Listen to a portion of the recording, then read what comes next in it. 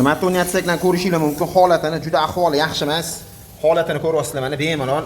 Ketgan simlarni alishtirib, xudo xolisi salon askinalarigacha yonadigan qilib beramiz. Bu mashinamizdani orqa faralar umuman ishlamaydi. Qo'yiladigan narsalarni ko'rsatib o'tamiz.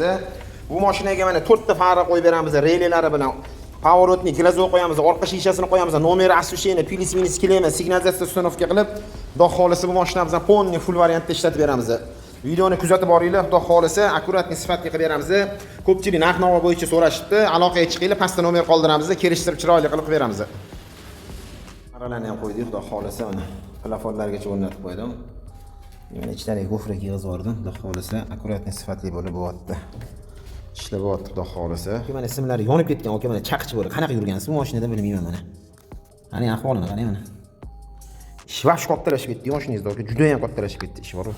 Mana tabloni ichidan chiqib ketyapti, mana lattalar nimaga qo'yilgan bilmayman. Oho, changga qarang. Ahvoli. Mana shu magnitofonning orqalarini ham yechib oldik. Bularni ham paratga qilib xudo xolisi to'g'rilaymiz.